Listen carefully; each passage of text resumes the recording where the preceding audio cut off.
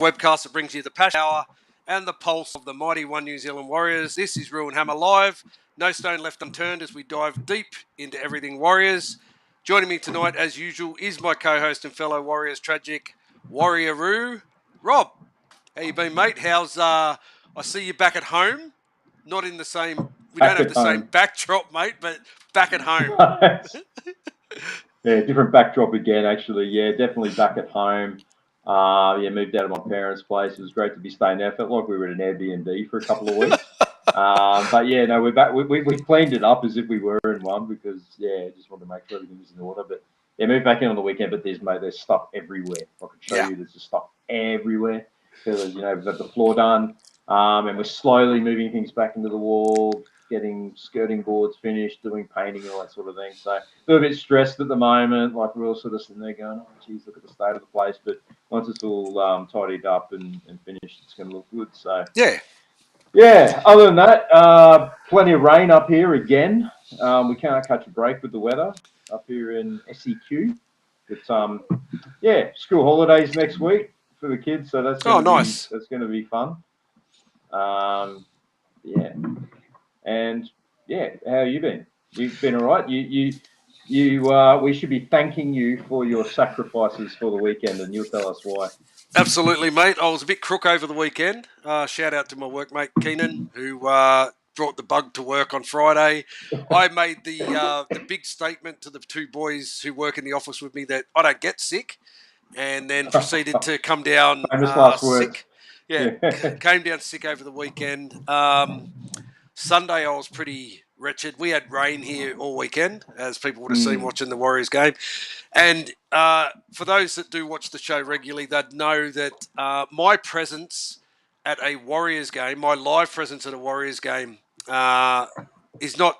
I don't have a good run of wins in the past 12 months. I think I saw them win once last year live, twice last year live. Early in the season, it was round 5 last year when we played the Rabbits and then in New Zealand. So I had every intention to go to the game. I had bought my tickets for Sunday, but because I came down sick, I did not go to the game. I hadn't seen the Warriors win live at Campbelltown Stadium ever. So it would have been a nice opportunity to see that. Not many people have, mate. In saying that, I would like to take credit for the victory in the Mike Dorreen Cup. Yes. Boys. Retained it again. It was interesting to see before the game they're doing like stats and so forth about Warriors versus Tigers, and the Tigers haven't beaten us now in 9 games. We've won the last 9 games against the Tigers. Yeah, it feels like a while since we lost them. I feel like it was like when Robbie Farah was still there that they got a win over us, probably like 2019 or something like that. And it probably would have been at Campbelltown as well. I think they touched us up in the early round that year. Shout out to a couple of our Gold Patreons in the chat there, Sean and Nigel. Welcome, guys. Thanks, guys. Yep, thanks for joining us. Speaking of the Mike Dorreen Cup, it was a close-fought victory in Southwest Sydney, a rainy Southwest Sydney. Warriors 26 over the Tigers 24. The big difference in this was that penalty goal we got in the game where you could have been, do we go for penalty goal, do we not? Turned out to be the right choice. Yeah. It's one of those ones, wasn't it? It's 40 metres out, still a pretty tough kick. Yeah. You've really got to nail it. Yeah. It was a tough grind in that wet. Mate, what did you think of the game? Because I'll be totally honest with you. I was lying on the lounge watching that game. Shit time, 6:15 Sydney time on a Sunday night when you got work the next day, and I was pretty wretched with the. So I did watch the game, but I'm sure there was key points in that game that I did miss in my flu-bound delirium that I was having on Sunday. Mate, what do you think of the game? Yeah, look, I funnily enough, I was actually in the process of moving everything back into the house still on Sunday night. So I was watching on my phone. I was like walking around with it on my phone. Dead set, Blocker Roach, I'm convinced he requests our games. He goes through the calendar and circles all our games because he was front and center again. Of course, we're up against his old Bombers Tigers, but yeah, horrible time and horrible venue.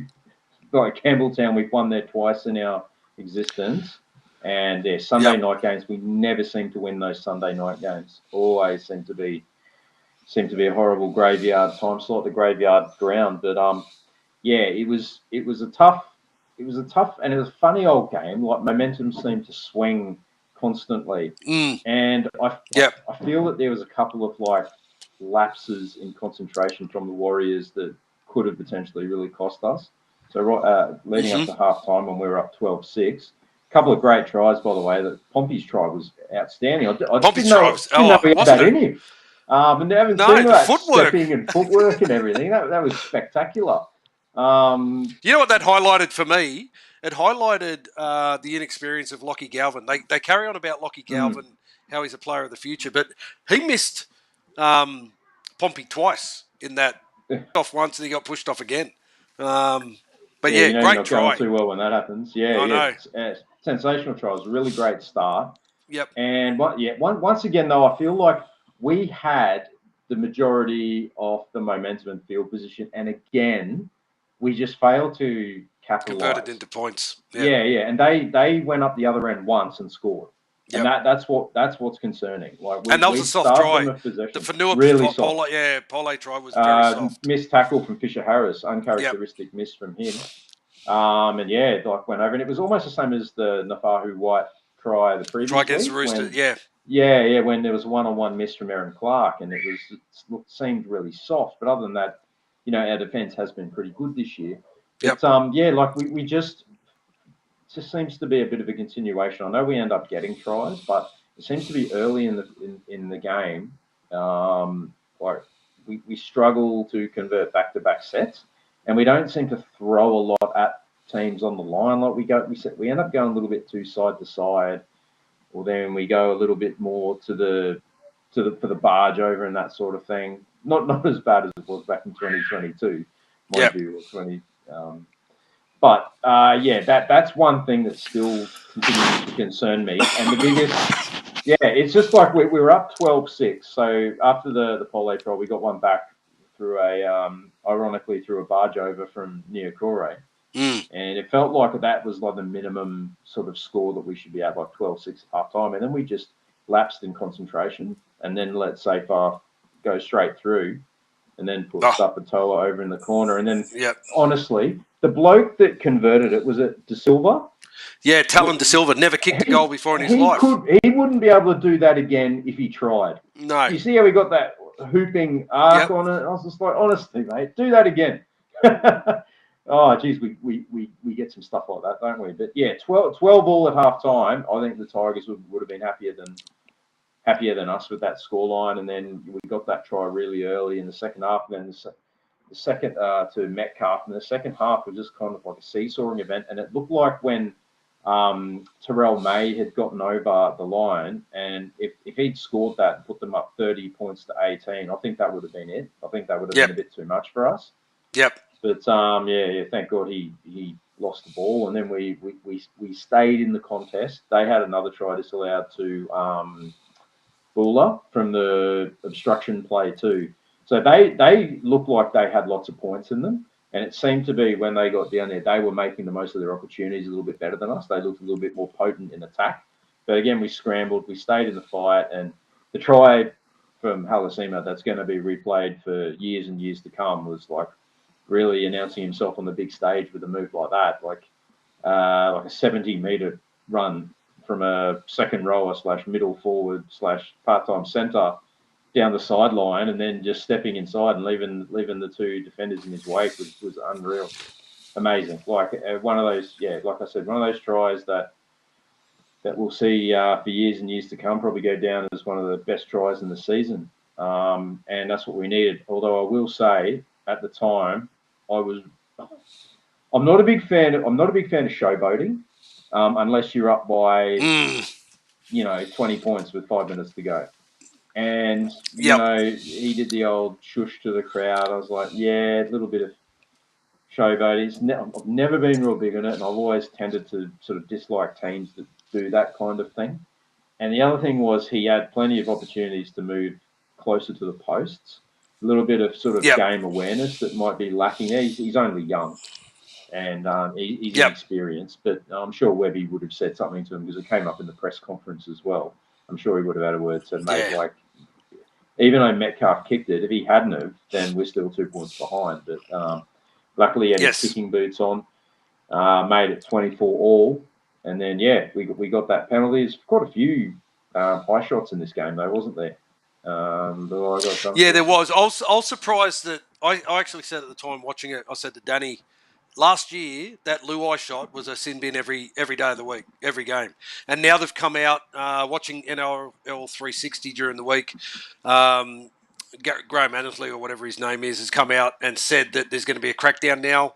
Any like contact to the head made is going to be. Yep. Well, they're saying now that any contact to the head is going to be instant sin bin. Luckily for us, we got the bye this week, so we're not going to be involved in. Because and they'll rub it out after 1 week. Because you know guys like Niokore and that Barney can do would it be a bit prime. Too, yeah.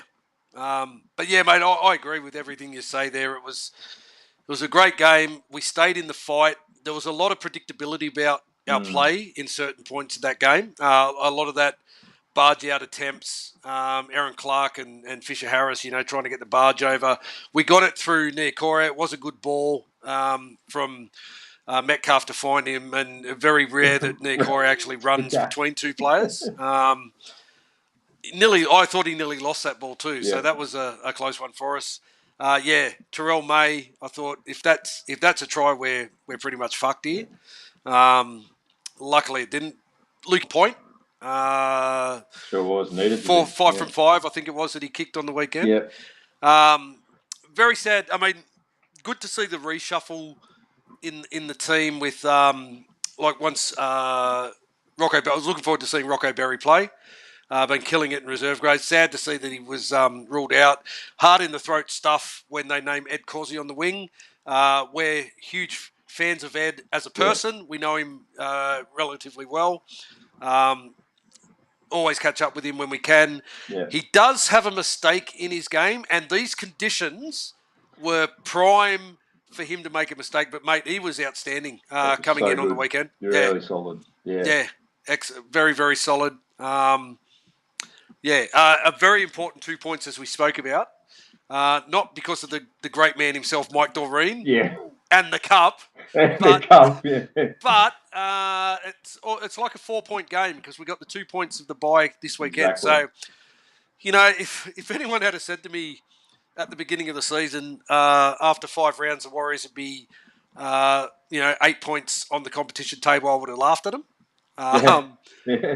Because I must admit, I was all doom and gloom at the beginning of the season. I didn't think we'd be in the position that we're in now. Especially after Vegas. It's going to be the next wave of games that we come through after the real test. But in saying that, in previous years we've kind of started relatively well and then fallen away because we haven't had the bye until round 12 and round 13. So we get a bit of a refresher. We get a bit of a refresher now. Guys get a week off, and then it's Luca entered the chat. Luca, you mean I know you're talking about Luka Doncic. You're Lakers fans. I thought he was talking about the NZ jersey hunter. I thought, is he here? Well, we'll see how you go, mate. We'll see how you go with Luca. Mate, but absolutely great win. I've got some game stats here if I can find them. One thing about not doing the show in a written format anymore, mate, I've got to search for me notes. 52% possession, 83 completion rate. Incidentally, the Warriors have the best completion rate in the comp at the moment. We've also got the best post-contact meters. And there was another stat, could be the run meters, highest run meters at the moment in the competition. So we had 2,051 run meters, 654 post-contact, 42 tackle breaks, compared to the Tigers 37. 4 line breaks compared to the Tigers 3. 11 offloads. We averaged 47 metres every set our set distance, which doesn't sound like a lot, but a lot of the time that average set distance is about 32 and 33 for most sides in the NRL. So 47 in those conditions is massive. 37 missed tackles compared to the Tigers 40. Just some individual stats I want to go through. Aaron Clark, interesting when we bought him, I thought it was a cheaper version of Jazz Tavanga that we we're going to get. And he's turned out to be possibly the buy of the season so far. Yeah, he has to be in the conversation for buy of the season out of the whole NRL, for sure. Yeah, 159 run meters, 61 post contact, 4 tackle breaks, 2 offloads, 30 tackles. The 2 men up the front, Fisher Harris and Barnett, 120 and 131 metres respectively. Fisher Harris with 37 tackles, Barnett with 30 tackles, 0 misses. Egan in the middle again, 54 run meters, a tackle break, 45 tackles. He's been absolutely outstanding. He was set up the Metcalf try, just playing some really good eyes up footy, choosing his runs quite well. Identifying lazy markers, isolating lazy defenders. Jackson Ford for the second week in a row off the bench, outstanding. It's his spot, isn't it? Really seems to be his role now. Yeah. 147 run meters, 8 tackle breaks, 23 tackles. Vaimunga, 90 metres, 36 post contacts, 3 tackle breaks and 19 tackles. But Halasima, 131 run meters. Admittedly, a lot of those were in his try. 30 post contact, 3 tackle breaks, a line break, 11 tackles. And Vaimunga and Halasima are like the new wave warriors coming through from our pathway systems. Yeah. Just playing like full of confidence, so talented, big men, great feet, good hands, but mixing in with our older heads around in the team and really learning what it is to be first grade footballers. And these guys are just going to get better and better as their careers progress. And you can't underestimate the role that Fisher Harris will probably play as like a mentor for these guys coming through. Yep. And that's almost the real value that he brings to the team.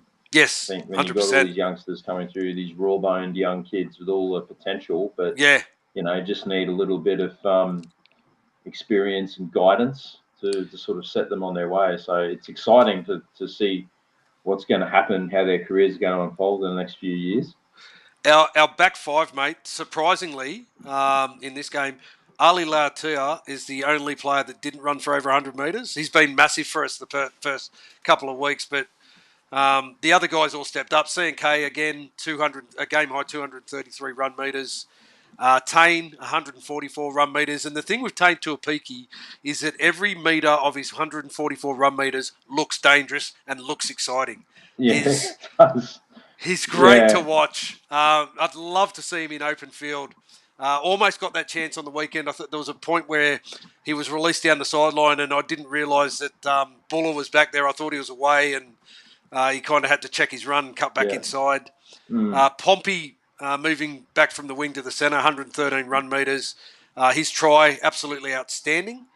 As I said, Ali Lautia, a bit quiet this time, 61 metres. And Ed Causey, we spoke about him just before, 200 run metres, 60 post contact, 3 tackle breaks, 3 offloads. As I said, in a game that it was bound to highlight Ed's shortcomings with his poor handling. I mean, every time he runs the ball, you get your heart in your throat. You're just waiting for him to make a mistake because you know he's got one in him. But mate, it's just like the Manu thing, isn't it? Like he can have a really good game, he can have a blinder, but unfortunately, just has one of those poor games in him. And he's probably only had about 2 or 3 really bad games. It's just when it's bad, they're really bad. Couple of questions coming through on the chat, which we'll get to. We'll just go through our Dean Bell medal points for this week, and there's some juicy stuff there. Yeah. And then before we do our round 4 recap of the other games, we will talk all things Warriors with the questions that are coming through in the chat. Mate, your Dean Bell medal for round 4. Who did you give your 3-2-1 points to? Yeah, so 3 points. I actually gave my 3 points to Aaron Clark. I thought he was outstanding. Carries the ball so strongly, bends the line. He's a big reason for us, I think, leading those post contact meters in the Yep. competition as well. He's brilliant, as we said before. Yeah, he's serious consideration for the buy of the year. So he got my 3 points. Not 2 points went to Egan, Wade Egan, involved in everything in the thick of it. Like he has to be a smoky for New South Wales state of origin team this year. He's in quite close to career best form. Focal point of our attack as well. Yep. And 1 point, I gave it to Big Ed. I think he deserved it. I was so happy to see him get back in the team and have a really strong game. And we know he can because he is a big man. Like when you see him, he's a big man. If he realises how big and strong he is, he could be anything. But he ran the ball strongly, no mistakes, and he really got involved in the game. Yes. And he was taking that like first or second carry, doing the hard work, and he just looked safe. Well deserved 1 point to Big Ed. Nice. Mate, my 3-2-1s, I gave Wade Egan my 3 points. I just thought his work in the middle, he's instrumental. He's playing 80 minutes, getting through a ton of work for us. He's a focal point of our attack now. I just think his choices out of dummy half, the balls that he's playing. Matty Johns even spoke about his no-look passes to him in the interview after the game. He's been doing it for years. So happy for Wado to start getting the recognition he deserves. He's an 80-minute hooker, which is a rarity in this day and age in the NRL. I think he's playing fantastic. I gave my 2 points to Aaron Clark, as you said. Mate, he's been a huge inclusion into our side. He's just getting better and better with every game. Really starting to find his feet within our 17. And really stepping up and being a real leader of that pack, filling that void of not only Tohu, but again, Dylan Walker not playing last week. He played some big minutes and filled that void. And I gave 1 point to Luke Metcalf. I don't know whether Lukey Met had a better game as some others, but I think he's starting to find his feet. He's utilising the ball quite well. I thought his kicking game was a lot better this week. His goal kicking was on point. Under pressure too. Under pressure. And and he's starting to direct the team around a little bit better, and that'll just get better and better. Yeah, he is. It's going to take time, of course, this new halves pairing.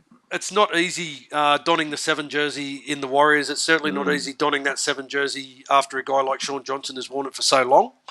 I gave Lukey Met my 1 point, which means Wade Egan has shot out to a 2-point lead on our Dean Bell medal standing. He's on 11.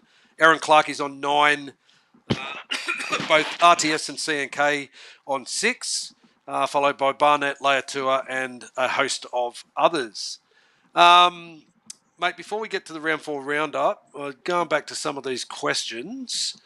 One from Hosea says, you guys know who the big signing is?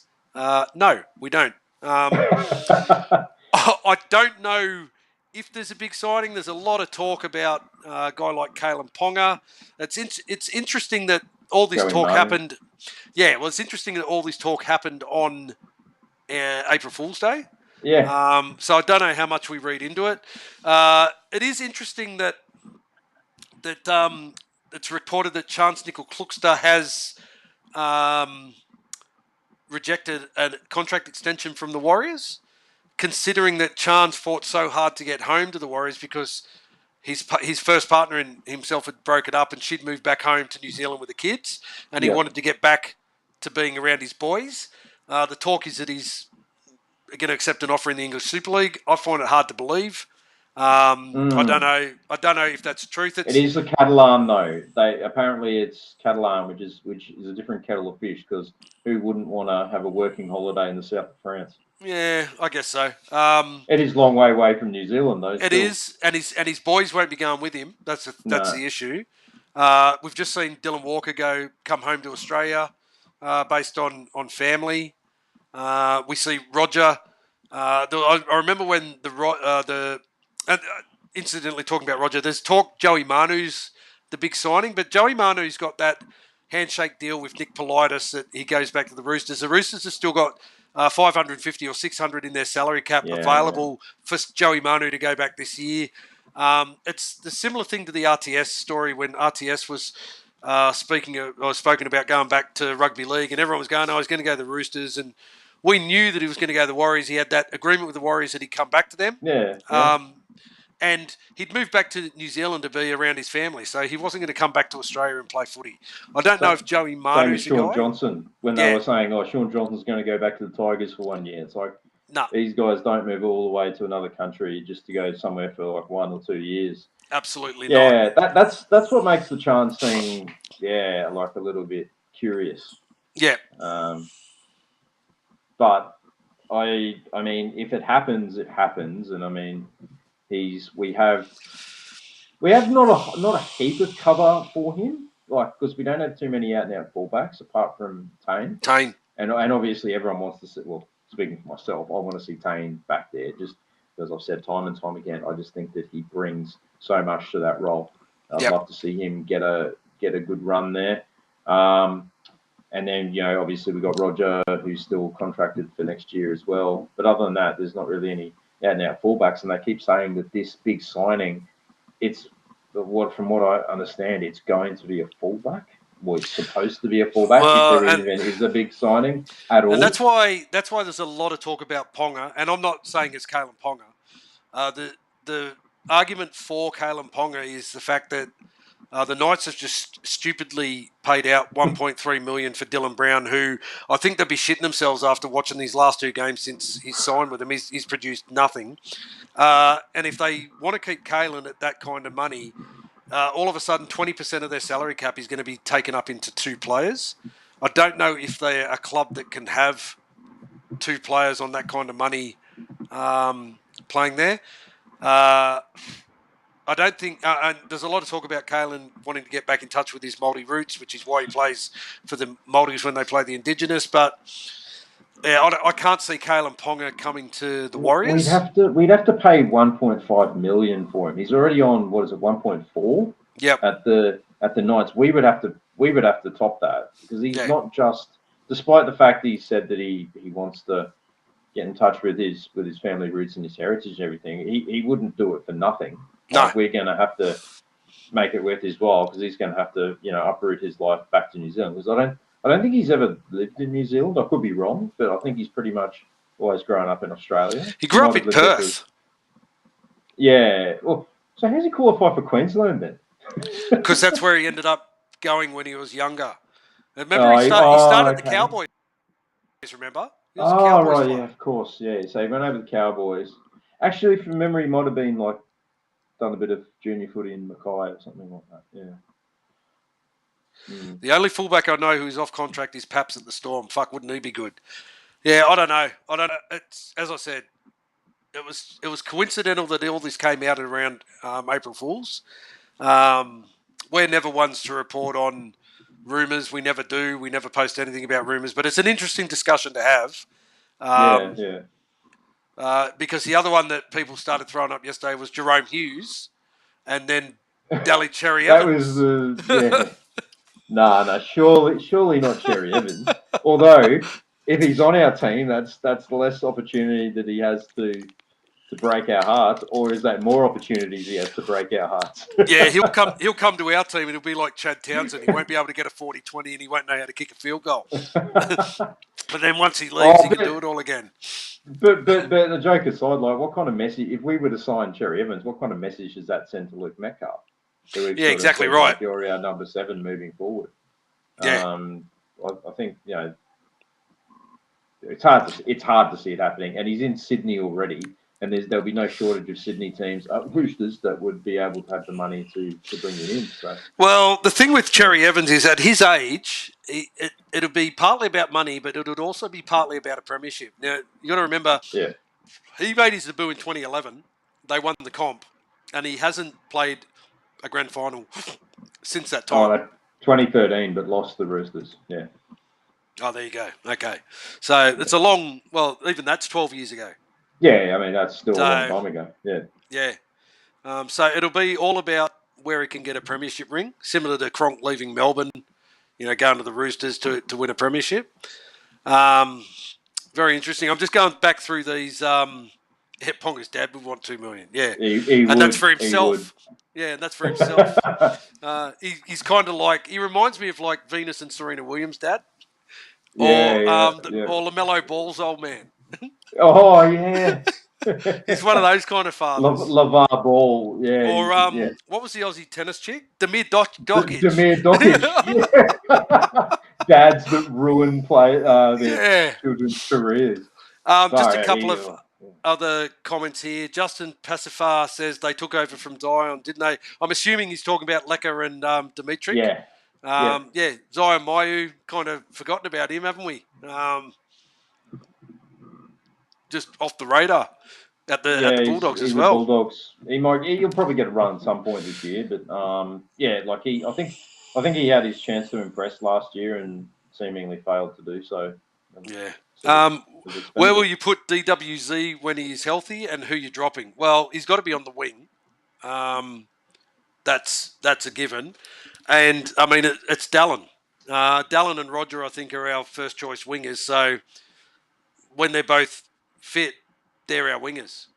So you'd have to imagine that Ali Lautua is one centre, and then it's a fight out between Rocco Berry and Adam Pompey, Adam Pompey hasn't put a foot wrong at this point in time. So, but I still think Tane Tuapiki he's got to be in the 17, regardless. Yeah. Or do we move Chance to centre and then to be the other centre with Ali? Well, that's the thing. If Chance doesn't sign, if he accepts the Super League offer, and Tane is the fullback that they're going to have moving forward, do they make that switch this year? Yeah.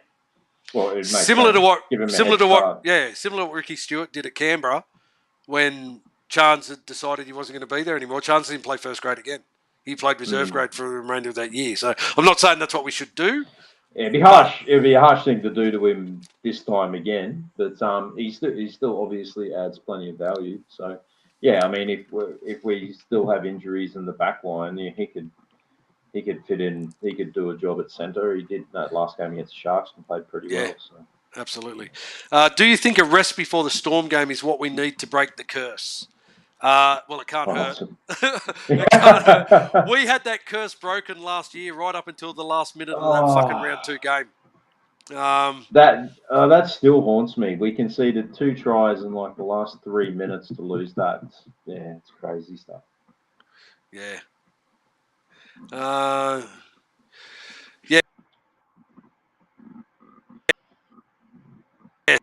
So that's turn our attention to the round 4 recap. Thursday night, mate, unheard of. Panthers dropping 3 games straight. Rabbits 28 over the Panthers 18. I know the Panthers have got some injuries, but it's very rare that they lose 3 in a row. I think I went back. It's the first time since 2019 that they've lost 3 in a row. That was first time. Golden run. First time since 2018, the biggest halftime deficit. They were down 28-0. They came back 28-0. Yep, 28-18.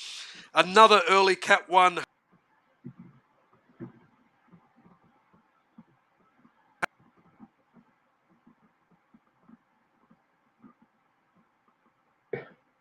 HIA for the internet troubles again.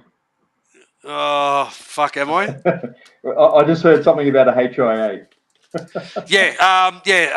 Scott Sorensen, he had a HIA early. Yeah. He's gone again. HIA in that game. Tell me when I'm back.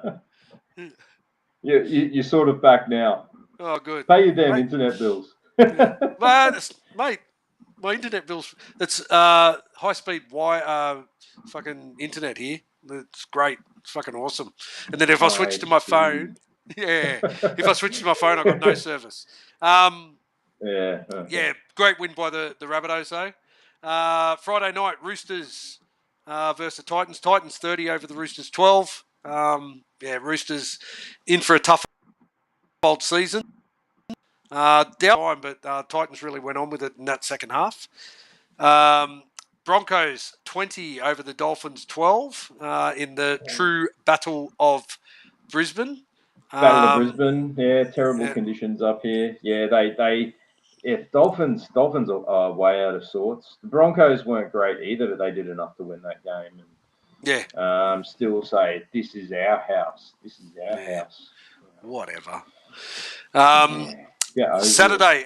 One thing about the Dolphins too is like people going back to our game against the Tigers. People are talking about how good the Tigers are playing, but their two wins have been the Dolphins and the Eels. So like you got to look at that in context as well. You know. Fair point. Yeah. Yeah. Well, mate, Nigel, you can do that. You can do that, mate. Send me what you want to. Nigel's already a Patriot. Yeah, I know. Dragons 14 over the Storm 18. This was a great win by the Dragons. Brad Inger would be very, very happy. Got your phone on Wi-Fi calling, Hammer? No, I don't. Nothing. Oh, I'm not using my phone tonight, mate. I'm using the high-speed wireless internet. Fucking shit. Great win by the Dragons, mate, against the Storm. Brad would have enjoyed that one immensely.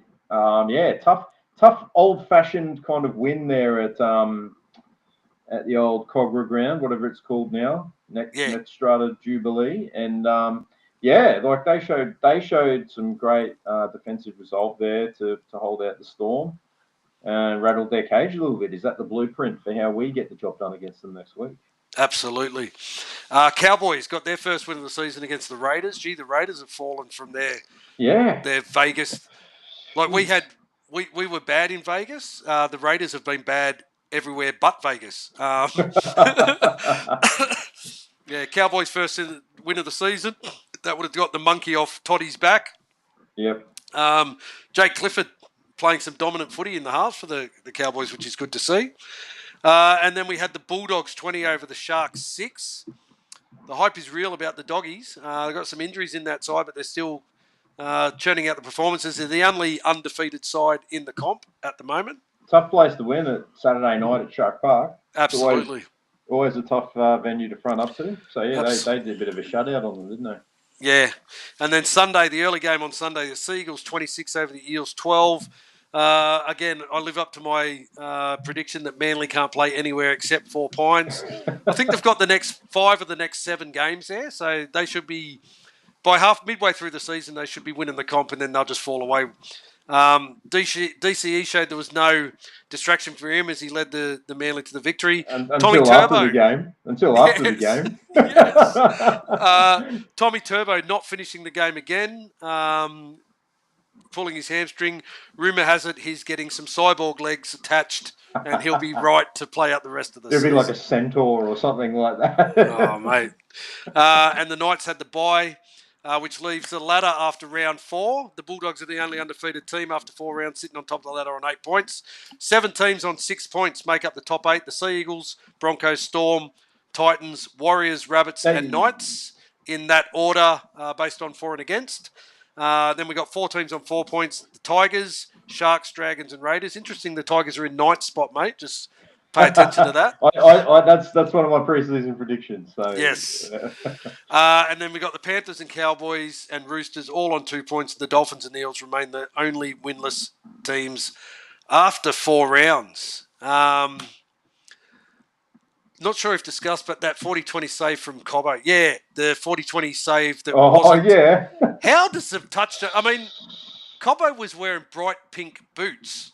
How does the touch judge not see his boot on the line? You've seen the video. He's just like staring at it going, go. Oh, what just happened there? Fucking hell. The other contentious one was the Moses Leota try or no try. Because it can only be that it was sent up as a no try. Yep. And they're like, well, there's nothing conclusive. Nothing conclusive to overrule it. But like, if your hand is on the ball and it's down, that's a try. But I don't know how that can be disallowed. But the Saab try against us, where he basically threw it down, but the ball went flying out of his hand forward, is allowed. Like, it's just use some common sense, guys. If he's got his hand on the ball and the ball is on the ground, that's a try. Yep. Like, that's downward pressure. The ball squeezes out at different angles sometimes. It's What did you make of the whole DCE post-match press conference stuff? just, Where he kind of turned the press conference into his own personal little whinge session. Yeah. I can only think it's Tony Mestrov that he's talking about, the CEO at Manly. Yeah. Seems had that look on his face like, get me out of here. I want to be unentrenched. Yes, I'm too heavily entrenched here. Get me out of here. On your seat. Yeah, like you've never seen anyone looking more awkward, just like... No. You guys want to ask me anything, or can I just go? Yeah, that was it was such a DCE kind of thing, though. He had that controlled and measured outburst, if that makes any sense. Yes. Like, he talks the way he plays. He's like very controlled and very smooth in the way that he talks, and he was just... What was he saying about the media? What was it? What was the word that he used that the media were doing? I can't remember. They were taking the mickey out of it on NRL on Monday night on were Triple M. Dave Riccio comes in and goes, don't mind me, I'm just over here stirring, or something like that. Or I'm just here to stir. It wasn't stir. I can't remember the word that he used, but it's bizarre, and this is like a really bad, messy divorce, isn't it? Yep, it is. From such a long-serving player at the club, and it's interesting though. Like you can kind of see it from the club's point of view as well, because they paid him like top dollar over 10 years. So when he backflipped on the Titans, he signed that 10-year contract, didn't he? Which expires at the end of this year. Yes. He got paid well over $1 million. Yeah. So he's been well paid. And you look at what happened in the last 10 years, and they haven't really. They might have made a prelim here and there, but other than that, like it's what did they really get out of it? And he was paid well. It's not like they lowballed him for years and he stayed loyal. And also, there's that whole other scenario that Anthony Watmo brought up about 6 or 7 years ago. He was on that podcast where he said we all took pay cuts. The Stewart brothers, Steve Maddai, all those guys. They all took unders so they could stay together and to win those premierships and everything. And they said DCE sort of came in. It was like, nah, stuff that. I'm getting top dollar. And while they were like taking unders to keep that sort of core team together, he was sort of refusing to budge.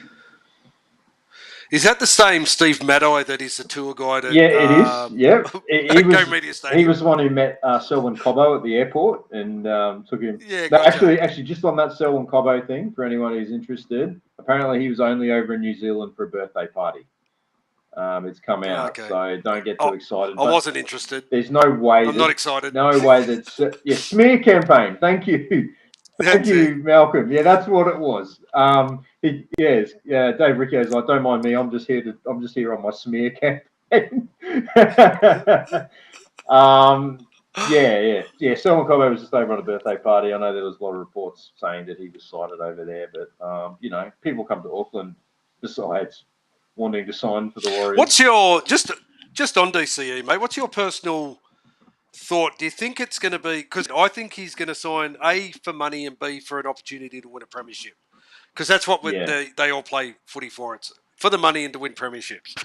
And given sometimes guys don't get the opportunity to play for those teams, and sometimes guys like Cherry Evans, who's captained his country and captained his state, captained his club, and been a great ambassador for the game at this back end of his career, will get the opportunity to pick and choose because every club will want him. Do you think he's settled in Sydney and it'll be another Sydney club that picks him up because his wife's down here? He's got, obviously his daughters are all at school. Or do you think it's he'll want to get back to Queensland? And getting back to Queensland, you'd have to think that the only team in Queensland that he could go to, which is a chance of winning in a premiership window, would be the Broncos, and they've already got Reynolds and Hunt there. I'd say the Titans would be out of the question, even though it would reunite him with the Mad Professor and Kieran Foran. I Imagine don't if think he the signs with Titans. the Titans. I don't Imagine think the after what happened Titans 10 years fans. ago. Yeah. There's no way they'll warm to him. Because there's just something about the Reynolds guy that's just not Reynolds is off likable. contract at the Yeah. Broncos this year, Malcolm. All reports say that Madge wants to keep him. Madge won a premiership with him at South Sydney. Madge will want to keep Reynolds up Yeah, there. you'd say so. Yeah. Reynolds wants to stay. So, yeah, I don't know. I got no idea how this is going to play out. Back to 6, learn from the master. Yeah, I don't know if I'd have him at the Warriors, mate. I don't think he'd come. I No. really don't think he'd come. We'd have to pay, again, we would have to pay overs to get him over here, unless he sees us as a real likely candidate to win a premiership, which would be kind of flattering. But maybe he's just like, the number of times I've caused heartbreak for these guys, I may as well like try and help them help them out a bit. I'll do a bit of a solid. But Yeah. I don't yeah, think like that's going to happen. but there's just something about him that I don't know. I don't know what it is. It's just I know Anthony Watmo had his say about it in the podcast quite strongly, but he just seems to get people off side. He was out of the Queensland team for a long time, and the rumours were that a lot of guys didn't want to play with him. Yep. Like your likes of your Smiths and Crocs and those guys. Like they just I what the rumours were is that they didn't really want him in the team.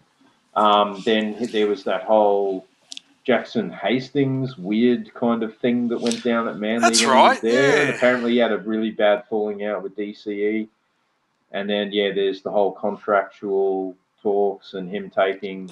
Jackson Hastings, he falls out at every club he's He at. does. He certainly does. So you can probably take that with a grain of salt. But, there's just something about DCE. And, look, I wouldn't say I've got a soft spot for him, but being like a Queensland supporter, I find myself cheering for him three times a year, and he is there's no doubt he's a great player. He's one of the great game managers in our game. Superb kicking game, can win a game in Golden Point, as we know. Cool under pressure, great organising half. So I mean, I don't know. It would be, I can't see him going anywhere other than maybe I think the Roosters or maybe the Dragons are the teams that I can see him. Dragons? Yeah, I don't know. There's just something about the Dragons where I feel like he might. I can see the Dogs. The Dogs, eh? Someone said Penrith. Someone threw Penrith into the mix. Well, Penrith wouldn't be a bad mix. Like, Penrith don't have a set 6 at the moment, do they? No, not really. Cherry Evans could go there for 2 seasons, play with Nathan, be in a club that's, like, obviously in a premiership window, earn good money, winning culture, play under the great man, Ivan Cleary. Uncle Ive, yeah. Uncle Ive. It wouldn't be far from it. I think it was Willie Mason that fucking threw that one up. I think it was, actually. Yeah, I think I saw that on Levels. Yeah. Yeah. Yeah. Love that interesting. Show. Love those guys. They're good. awesome. It's good, eh? Yeah. I couldn't stand Willie Mason as a player, but I don't mind him as a personality. Yeah, and he's got some good yarns as well. I still think the Roosters. I still think he'll end up at the Roosters, and then they'll go after some other big players. I heard someone say recently this is going to be like a bit of a write-off year for them, and like Townsend is only there for 1 year. And I doubt that if Cherry Evans is available, they'll probably drop Townsend for Cherry Evans. Yep. And then have him come in there to play with Sam Walker, which is a very good halves combination. Yeah. Yeah. I mean, it's a possibility. Manu going back there next year. They're always going to have the dinero. Yeah. Yes, under sombrero. Yeah. Hola, baby. Mate, we'll move on. Warriors pathway results. Harold Matts had another win, 20-18 over the Rabbits. They're now sitting 6-1 at the top of that competition table. SG Ball played out a 16-all draw. So they're now 1 win, 1 draw, and 6 losses for the season. Flegg got their first points of the season in a 20-all draw against the Tigers. Still haven't had a win, but they've now got 1 point on the table for a draw and 3 losses. And our New South Wales Cup team,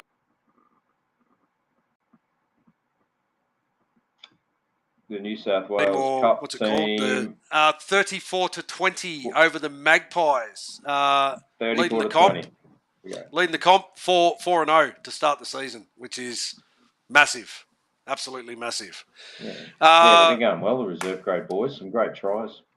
Round 5, mate. The Warriors have the bye, so we've got nothing to talk about in terms of Warriors. Sit back, put our feet up, relax. Let's scan the remaining round. Thursday night, tomorrow night, the Raiders take on the Sharks at GIO Stadium. For the Raiders, Morgan Smithies returns on the bench, which means Trey Mooney drops out from last week's side. For the Sharkies, Marwan Harodi, his name in the centres for the injured Kale Iro. Sifa Talakai ruled out with concussion protocol. Tom Hazelton returns on the bench. Mate, this is a hard one to pick because neither of these two sides are really, knocking the door down. I'm just going to go the Raiders at home. I think the Raiders at GIO Stadium, they could get the win. Yeah, I'm going to go the Sharks just because the Sharks have a really good record there against the Raiders in recent years at GIO Stadium.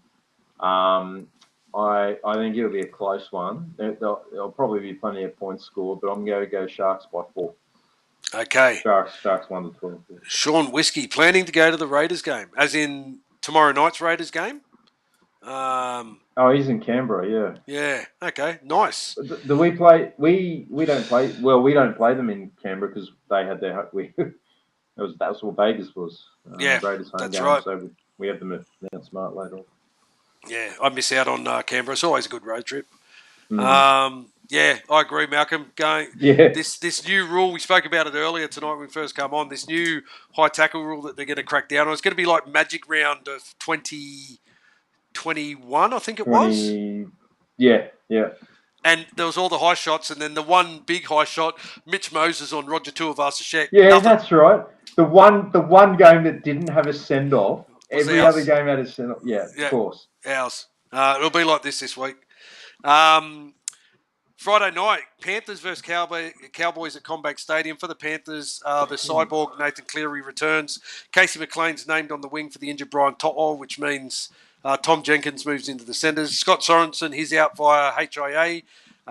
Lindsay Smith coming into the starting side.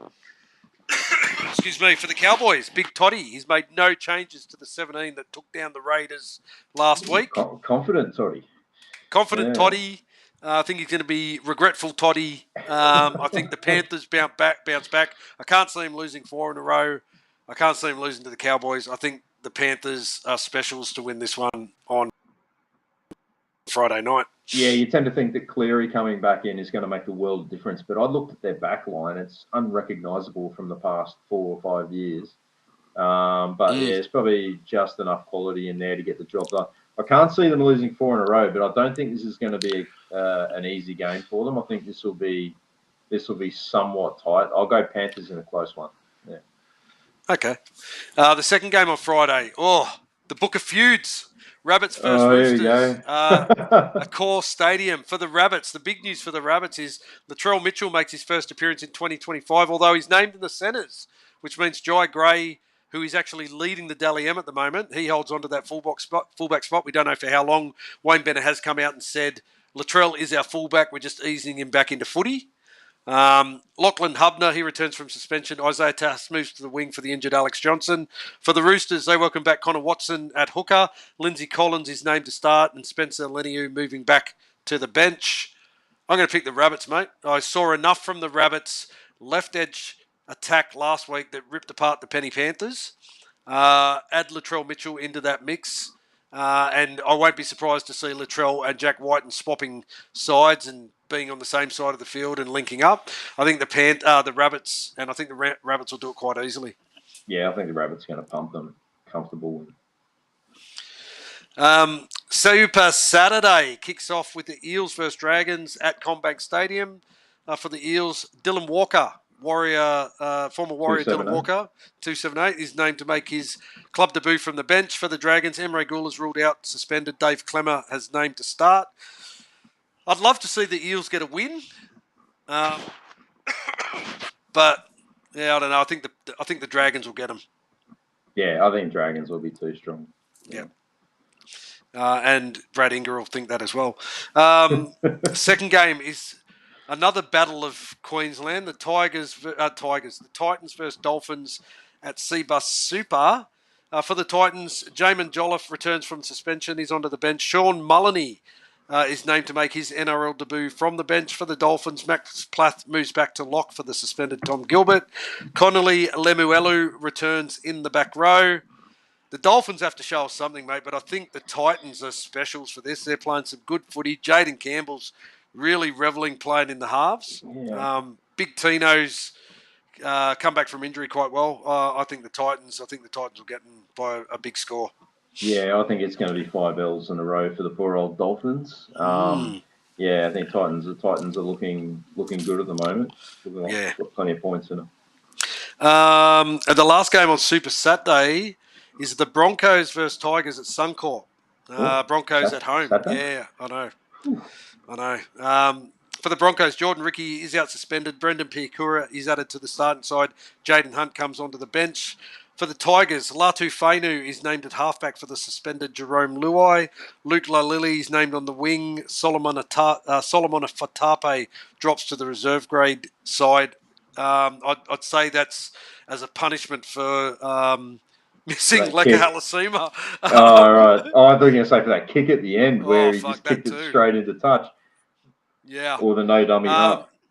Mate, for me, Tigers have had a great start to the season, but I think the losing starts for them now. I think the Broncos will be too strong for them. Yeah, I think the Broncos will have a bit of a field night out there on Saturday night.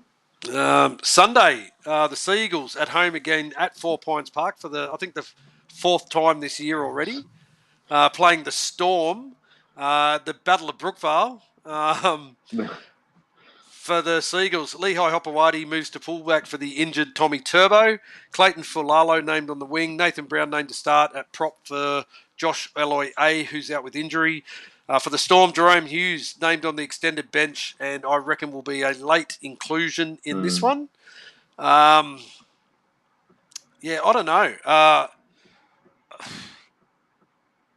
don't know. I'm going to go Manly. I'm going to go Manly at 4 Pines. I think it'll be a tight, tough contest, but I think Manly can get it done.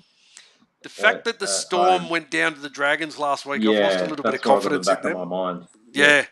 I mean, if Jerome Hughes plays, different Storm side, but Manly at home at 4 Pines, they play different footy there, and who knows? Maybe Tommy Turbo will have his cyborg legs on and he'll be on the sideline giving him some inspiration.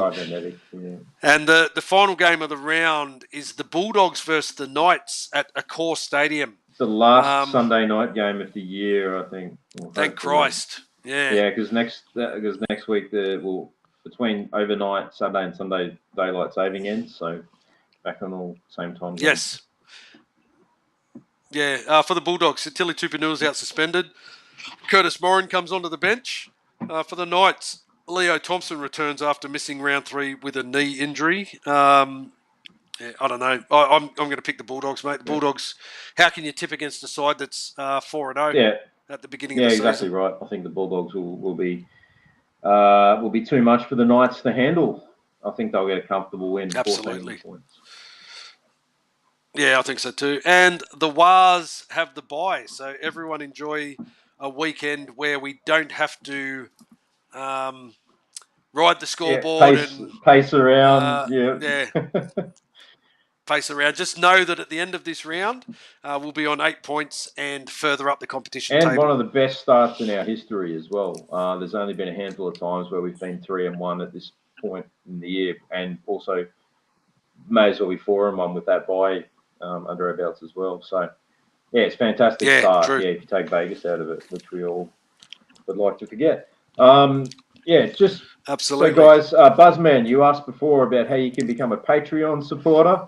So the link there is on your screen. So if you would like to support us on Patreon, like a number of you guys in the chat have already tonight, and we thank you guys for your continued support. It's greatly appreciated and goes to help us cover the costs that are involved with running the live show that we do for Ruin Hammer. So if you want to support us on Patreon, go to patreon.com/ru_and_hammer. And we've got a variety of different packages there, starting at $3 a month. And then if you're interested in merchandise, some of the merchandise that we have in our Redbubble store, like you can get a Mike Dorreen Cup shirt, undefeated in the Mike Dorreen Cup. We are. Yeah, there's a $10 a month package, and that entitles you to two T-shirts of your choice from our Ruin Hammer store. And speaking of which, if you do want to go and grab yourself some merchandise, then jump onto Redbubble and our Ruin Hammer store there on Redbubble. When that pops up, it's redbubble/people/ru-and-hammer/shop. Make sure you go through the Ruin Hammer shop. Have a look at some of the T-shirts that we've got in there, celebrating players of past, present, future, and reliving all the great memories of that is being a Warriors fan. Up the Wars, 23, 24. I'll be doing a 25 one soon. There's new designs dropping there all the time. So jump in there, have a look. They have specials on all the time. It's all reasonably priced stuff. And any commissions that we do make from the sales come back. And once again, we put straight back into the show and delivering the product that we bring you every week. Absolutely. That wraps up this week's episode of Ruin Hammer Live. I want to thank you all for joining us once again. We do appreciate your support.